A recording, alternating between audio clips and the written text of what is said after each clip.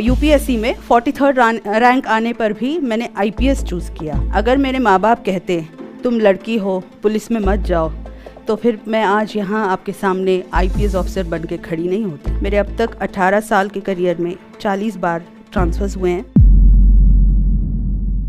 नए लोग, नई कहानियां और नई सीख जोश टॉक्स एंड्रॉयड ऐप पर डाउनलोड करें अभी। जब मैं तीसरी कक्षा में थी, मेरी क्लास टीचर ने कहा, बच्चों आप बड़े होके क्या बनना चाहते हो अभी मत बताओ, घर जाओ माँ बाप के साथ बातचीत करके कल आके मुझे बताना। तो हम सब घर गए। मैंने माँ से पूछा बड़े होकर मुझे क्या बनना है। माँ ने कहा डॉक्टर बनो। मुझे वो कुछ भाया नहीं। फिर मैंने पिता से पूछा, उन्होंने कहा आईएएस या आईपीएस बनना है। उन्होंने एक्सप्लेन भी किया कि आईएएस बनने से डीसी या डीएम बन जाते हैं, आईपीएस बनने से एसपी बन जाते हैं वगैरह। तो वो लीडरशिप रोल मुझे इतना भाया कि मैं अगले दिन जाके वो आंसर दी और मैं एकमात्र छात्रा थी जो ये आंसर दिया। तो खुश होके मेरी मैडम ने सबको ताली बजाने को कहा। तो तब मुझे लगा कि इसमें कुछ विशेषता है। उस दिन मैंने ठान ली कि आईएएस या आईपीएस बनना है। नमस्कार, मैं हूँ रूपा दिवाकर मौदगिल, 2000 बैच के आईपीएस ऑफिसर। मैं कर्नाटक से हूँ, कन्नडिगा हूँ। मेरा काडर भी कर्नाटका है। मैं आती हूँ कर्नाटक में एक छोटे से कस्बा दावणगेरे, जो उन दिनों जिला हेडक्वार्टर भी नहीं था। और आप तो जानते ही हैं साउथ में, खास करके कर्नाटका में इंजीनियरिंग मेडिकल कॉलेजेस बहुत ज़्यादा है। वहाँ इंजीनियरिंग और मेडिकल डॉक्टर बनने की हवा ज़्यादा है, ना कि आईएएस आईपीएस की। मेरे बचपन के टाइम में तो बिल्कुल ही जानकारी नहीं थी आईएएस आईपीएस की। तो उस माहौल में मैं पली बड़ी। और मैं आती हूँ एक कंजर्वेटिव ब्राह्मण फैमिली से। जब मैं आईपीएस बनी, मेरे कुछ रिश्तेदारों ने मेरे पिता से पूछा लड़की को पुलिस में कैसे जाने दिया। लेकिन मेरे माँ बाप प्रोग्रेसिव माइंड के थे और हैं, तो जाहिर सी बात थी। वो दोनों सेंट्रल गवर्नमेंट एम्प्लॉयज़ थे, टेलीकॉम और पोस्टल डिपार्टमेंट में काम करते थे। तो ये जाहिर सी बात थी कि मैं भी वर्किंग वूमन ही बनूंगी। लेकिन वो क्या बनना था, वो सपना, वो बीज बोया मेरे फादर ने मेरे मन में। उन्होंने सपना तो दिला दिया, लेकिन वो कैसे हासिल करना था या कैसे अटेम्प्ट करना है, वो जानकारी उनको भी ज़्यादा नहीं थी। तो मैंने उस माहौल में, जहाँ पर आईएएस आईपीएस की बिल्कुल ही जानकारी नहीं थी, उस माहौल में मैं कैसे वो जानकारी जुटा पाई उन दिनों, ये बहुत इंटरेस्टिंग कहानी है। ऐसा हुआ कि जब मैं 8वीं कक्षा में थी तो मैंने एनसीसी ज्वाइन की, नेशनल कैडेट कोर। और स्कूल में भी कॉलेज में भी मैं दीर्घकाल रही एनसीसी में। एबीसी सर्टिफिकेट्स मैंने पास किया हुआ है। और दिल्ली में जनवरी महीने में रिपब्लिक डे कैंप होता है एनसीसी का। वो प्रतिष्ठित कैंप है जिसमें भाग लेने के लिए 5-6 पड़ाव पार करके सिलेक्ट होके भाग लेना पड़ता है। तो मैंने 9वीं कक्षा में मेरे स्टेट को रिप्रेजेंट किया था उस कैंप में। उस दौरान मैडम किरण बेदी जी आई हुई थी, उन्होंने भाषण दिया, हम इंस्पायर हुए। तो एनसीसी का, या यूं कहिए खाकी का नाता ऐसा जुड़ा कि हम यूपीएससी में 43rd रैंक आने पर भी मैंने आईपीएस चूज़ किया। और उस कैंप के दौरान हमें जनरल नॉलेज पेपर्स देने पड़ते थे, टेस्ट्स थे। तो उस तैयारी के लिए किसी ने मुझे कंपटीशन सक्सेस रिव्यू मैगज़ीन दिया था। तो उस मैगज़ीन में आईएएस आईपीएस टॉपर्स के इंटरव्यूज़ थे। मैंने वो सब पढ़ा। फिर मुझे आइडिया आया कि ये एग्ज़ाम होता क्या है, क्या सब्जेक्ट्स होते हैं, किस लेवल की डिफ़िकल्टी होती है, वगैरह वगैरह। तो 9वीं कक्षा में उस कैंप में मैंने ठान ली कि मेरे रुचि के हिसाब से साइकोलॉजी और सोशियोलॉजी दोनों सब्जेक्ट्स में मैं ये अटेम्प्ट करूँगी यूपीएससी एग्ज़ाम। 9th के बाद 10th हुआ। 10th में मैं स्टेट सिलेबस में पढ़ी हूँ, क्योंकि उन दिनों मेरे शहर में सीबीएसई का एक भी स्कूल नहीं था। तो स्टेट बोर्ड में मैं 23rd रैंक आई स्टेट में। उसके बावजूद मैंने 11th में आर्ट्स ह्यूमैनिटीज़ चुना। तो सब चौंक गए। मुझे कुछ लोगों ने कहा ये फुलिश डिसीजन है, तुम तो रैंक स्टूडेंट हो, तुम्हें तो इंजीनियरिंग या मेडिकल मिलेगा ही मिलेगा, और एक्स्ट्रा मार्क्स भी है एनसीसी कैंप्स के, तो ये क्यों ले रहे हो। तो मैंने कहा जब मुझे इंजीनियर या डॉक्टर बनना ही नहीं है तो वो पढ़ के क्या करूं।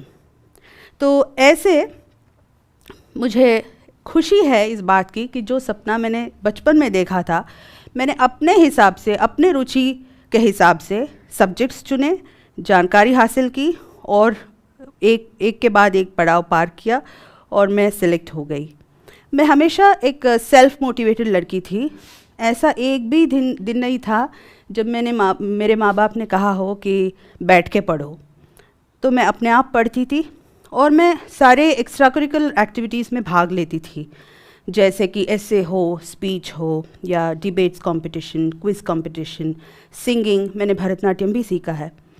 तो इन सब के वजह से ऑलरेडी एक जनरल नॉलेज बेस बन चुका था, जिसके वजह से मुझे आईएएस एग्ज़ाम में, यूपीएससी में जनरल स्टडीज़ सब्जेक्ट के लिए खास करके कुछ तैयारी नहीं करनी पड़ी।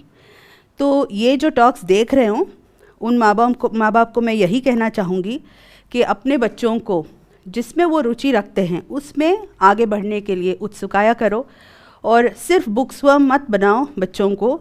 उनको सारे एक्स्ट्रा करिकुलर एक्टिविटीज़ में भाग लेने के लिए इनकरेज करो, क्योंकि उससे उनको पता चलेगा कि उनकी रुचि किस में है, उनका टैलेंट किस में है और किस स्तर पे वो हैं, क्या क्या कर सकते हैं। Take failures as feedback. और मैं ये भी कहना चाहूँगी कि अगर लड़की हो, मतलब बेटी, तब भी आप इनकरेज किया करो। मेरे माँ बाप को हम दोनों बहनें हैं, मैं और मेरी छोटी बहन जो 7 साल छोटी है मुझसे, वो भी आईआरएस इनकम टैक्स ऑफिसर है।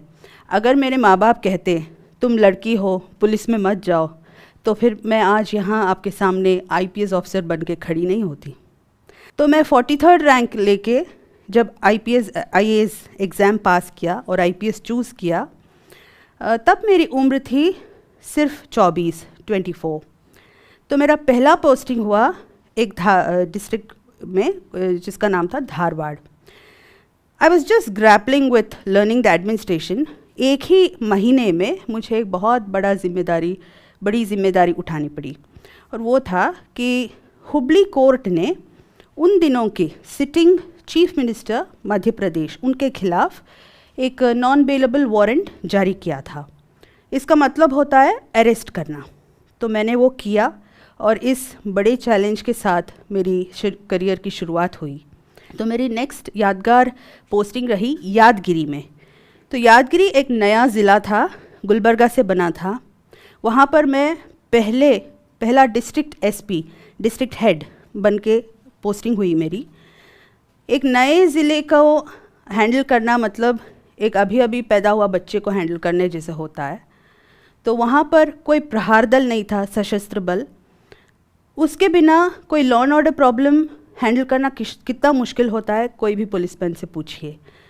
तो मैंने इसके लिए स्टार्टिंग में ही कुछ ऐसे प्रिवेंटिव स्टेप्स लिए, स्ट्रिक्ट प्रिवेंटिव स्टेप्स, जिसके वजह से एक संदेशा रवाना हुई और वहाँ पर 3 साल तक शांति बनी रही। लेकिन उस दौरान मेरे फैमिली को कुछ कष्ट सहने पड़े। जैसे मैंने कहा कि यादगिरी एक नया ज़िला था, तो वहाँ पर एसपी के पोस्ट के लिए कोई रेसिडेंशियल क्वार्टर्स नहीं थी और वहाँ भाड़े पर भी कोई रेसिडेंस नहीं मिला मुझे। तो मेरे हस्बैंड जो आईएएस ऑफिसर हैं, उनके एक एडिशनल चार्ज था उसी ज़िले में, और वो एडिशनल चार्ज के लिए एक रेसिडेंशियल क्वार्टर अटैच था, लेकिन वो गांव में था उसी ज़िले में। तो मैं वहाँ रहने लगी और वही बगल में एक स्कूल था। मेरी बेटी ने अपना फॉर्मल एजुकेशन उस गांव के स्कूल से प्रारंभ किया है और पहले 2 कक्षाओं में वो फ्लोर पर भी बैठी, क्योंकि वहाँ मेज़ कुर्सी नहीं थी। काफ़ी लोग सोचते हैं कि आईएएस आईपीएस की ज़िंदगी बहुत सुखद होती है, नौकर चाकर होते हैं, एसी चेम्बर्स होते हैं, एसी घर होता है, एसी कार होता है, पैसा होता है वगैरह। लेकिन चैलेंजेस इस तरह के भी हो सकते हैं। मेरे अब तक 18 साल के करियर में 40 बार ट्रांसफ़र्स हुए हैं। तो जब मैं बीदर डिस्ट्रिक्ट में सुपरिटेंडेंट ऑफ पुलिस के तौर पे काम कर रही थी, तब एक नेता, सिटिंग एमएलसी विधायक, मेंबर ऑफ लेजिस्लेटिव काउंसिल के ऊपर एफआईआर दर्ज करना पड़ा दंगे फसाद को एबेट करने में, उत्सुकाने में। तो जैसे ही मैं आगे कुछ कार्रवाई कर पाऊँ, उसके पहले ही मेरा ट्रांसफ़र तो हो गया, लेकिन साथ ही साथ प्रिविलेज मोशन लग गया। अब सबको मालूम है कि एक विधायक सिर्फ अपने ऊपर एफआईआर होते इसको प्रिविलेज नहीं क्लेम कर सकते, लेकिन ये मेरे साथ हुआ और वो प्रिविलेज मोशन 4-5 साल तक चला, लेकिन आखिर में कुछ नहीं हुआ क्योंकि मैं कानूनन तौर पे सही थी। जब मैं यादगिरी से deputy commissioner of police city armed reserve Bangalore, वहाँ पर पोस्टिंग हुई मेरी, तो मैंने देखा कि कुछ पॉलिटिशियंस, एमएलएज, एमपीज़ वगैरह एक्स्ट्रा अनऑथराइज्ड एक्सेसिव गनमैन रखे हुए थे। तो मैंने लिस्ट बनाई और 82 पॉलिटिशियन से मैंने 219 गनमैन को विड्रॉ किया। और उसी दौरान एक भूतपूर्व मुख्यमंत्री के पास डिपार्टमेंट के 8 नए एसयूवी व्हीकल्स कॉन्वॉय के तौर पे रखे गए थे, वो भी किसी ने वापस नहीं बुलाया था, तो मैंने वापस वो भी ले लिया। उस दौरान मेरे ट्रांसफ़र तो हो ही गया, लेकिन मैं ट्रांसफ़र्स को पनिशमेंट नहीं मानती। वेरी रिसेंटली लास्ट जुलाई में 2017 में जब मैं डीआईजी प्रिजन्स के तौर पे पोस्टिंग हुई थी मेरी, तब मैंने जेल इरेगुलरिटीज़ के ऊपर एक रिपोर्ट दी थी। यूँ हुआ कि माननीय सुप्रीम कोर्ट ने करप्शन केस में तमिलनाडु के एक वेरी पावरफुल पॉलिटिशियन को जेल की सज़ा सुनाई थी और वो बेंगलोर के जेल में रखी गई थी। तो वहाँ पर मेरी पोस्टिंग हुई एज डीआईजी प्रिजन्स। वो इतनी पावरफुल थी कि एक समय उनको तमिलनाडु का सीएम कैंडिडेट प्रोजेक्ट किया गया था। तो जब मैं मैंने वहाँ चार्ज लिया, मैंने देखा कि उनको गैर कानूनी तरीके से और सुप्रीम कोर्ट ऑर्डर फ्लाउट करते हुए प्रिविलेजेस दिए गए थे, उसके ऊपर मैंने रिपोर्ट दिया। उसके बाद मेरी ट्रांसफ़र तो हुई और डेफमेशन नोटिस लग गया मेरे ऊपर। जैसे एक ड्राइवर जा रहा हो रास्ते पे गाड़ी चलाते हुए, अपना गलती ना होते हुए पर भी उसको रिस्क रहता है कि दूसरे की गलती से एक्सीडेंट हो जाए, तो ऐसे ही अधिकारी वर्ग को ऐसे नोटिसेस इरिटेंट्स ज़रूर है, डिस्कम्फिचर ज़रूर क्रिएट करते हैं, लेकिन ये सब ऑक्यूपेशनल हैज़ार्ड्स है and these are causes worth fighting for. आज तक या फिर वो जेल के इंसिडेंट में ही कहिए, मैंने in a transparent way and accountable way मैंने काम किया। बहुत सारे युवाओं को यूपीएससी लिखकर अधिकारी बनने का आशा रहती है। काफ़ी लोग देश सेवा या देश निर्माण के कार्य में जुट जाना चाहते हैं। कुछ लोग एक्टिविस्ट बनते हैं, एनजीओस खोलते हैं, जर्नलिस्ट बनते हैं, पॉलिटिशियंस बनते हैं, लेकिन 60 साल तक कानूनन तौर पे कानून से दिया गया हुआ पावर किसी के पास है तो अधिकारी वर्ग के पास है। आर्टिकल 311 संविधान के तहत ऑल इंडिया सर्विसेज क्रिएट हुए हैं, काफ़ी सारे प्रोटेक्शन हैं, सेफगार्ड्स हैं। अगर वो सही इस्तेमाल किया जाए तो देश के काफ़ी समस्याएं हल हो सकती है। मैं युवाओं को यही कहूँगी कि जो आपको बनना है वो सपना देखो, उसको विजुलाइज करो और उसके तरफ आगे बढ़ो। किसी से मत डरो। कुछ लोग बोलेंगे ये तुमसे नहीं होगा, कुछ दिक्कतें आएंगी, लेकिन वो देख के पीछे मत हटना, डटे रहो और करेजियसली हैंडल करो, लेकिन जो सही है वही करो। Thank you. Tell us what you think about this video and don't forget to like, share and subscribe.